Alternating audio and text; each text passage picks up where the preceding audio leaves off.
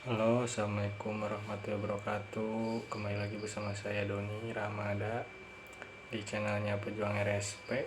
Untuk pertemuan atau untuk konten kali ini saya akan melanjutkan dengan tema yaitu masih tentang retorika. Jadi untuk sekarang saya akan menjelaskan tujuan dan fungsi retorika. Nah, mengutip makalah bentuk dan penggunaan retorika di dalam teknologi, kitab-kitab Injil oleh IAKN Toraja, retorika memiliki tujuan untuk mempersuasi. Nah, retorika kemudian menjadi ilmu sejak abad keempat sebelum Masehi yang dirumuskan oleh Aristoteles. Berikut tujuan retorika selengkapnya. Nah, yang pertama ada meyakinkan para pendengar akan suatu kebenaran dari satu topik yang dibicarakan. Untuk yang kedua ada membina rasa saling pengertian yang mengembangkan kerjasama untuk menumbuhkan kedamaian dalam setiap kehidupan bermasyarakat melalui kegiatan bertutur. Nah, sementara itu fungsi retorika sendiri adalah untuk mempersiapkan sarana yang baik dalam menyediakan pengetahuan dan bimbingan bagi pembicara, sehingga mereka lebih mudah mencapai tujuan yang diinginkan.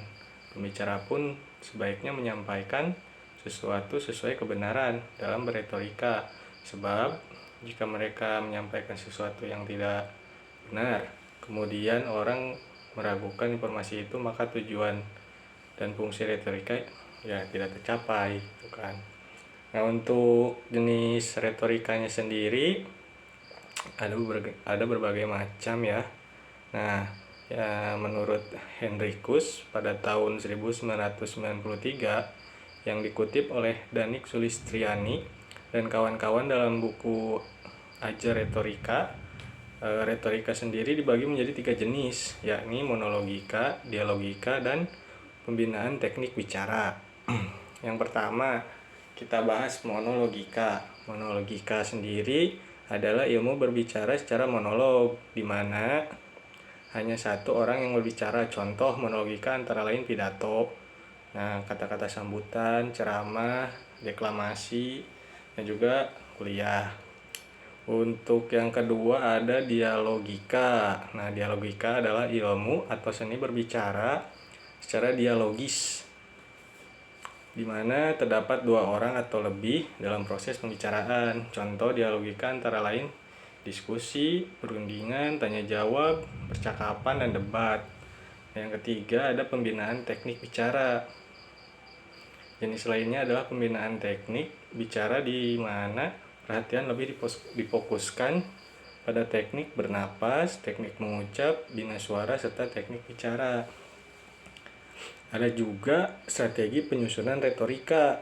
Nah, Danik Sulistriani dan kawan-kawan dalam buku Ajar Retorika mengutip Aristoteles ada 5 strategi penyusunan retorika. Strategi ini dikenal juga dengan nama The Five Canons of Rhetoric.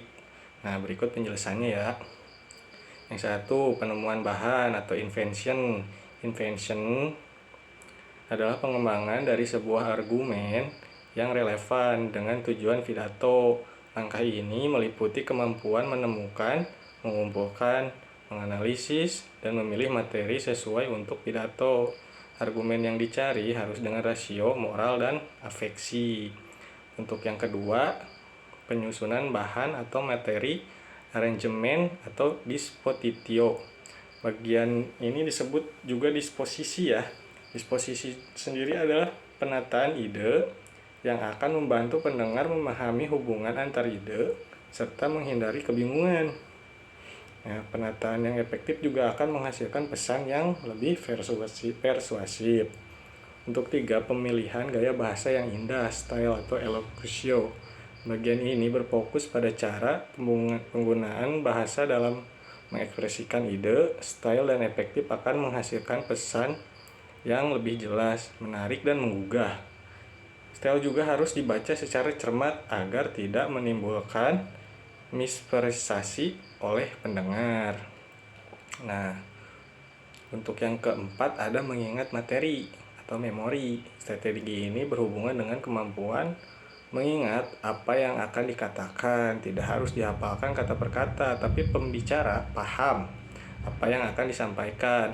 Pada masa lampau, langkah ini dilakukan dengan mengingat ide dalam urutan presentasi dan bahasa yang direncanakan. Nah, sedangkan pada masa kini, langkah ini biasanya lebih fokus ke penggunaan catatan atau manuskrip daripada menghafal secara keseluruhan. Untuk yang kelima, ada penyampaian atau delivery pronunciatio. Jadi dibacanya pronunciatio. Bagian terakhir adalah delivery yang melibatkan vokal dan fisik dalam menyampaikan presentasi. Nah, delivery dapat mempengaruhi apakah pendengar menerima dan memperhatikan ide yang disampaikan atau tidak. Nah, pesan yang lemah pun jika deliverynya kuat, maka bisa mempengaruhi para pendengar juga. Nah, sekarang lebih memahami tentang apa itu retorika dan bagaimana strategi untuk menyusunnya. Nah, semoga bermanfaat untuk persiapan pidato Anda ya untuk mempraktekannya. Sekian untuk konten saya kali ini, semoga bermanfaat. Terima kasih. Wassalamualaikum warahmatullahi wabarakatuh.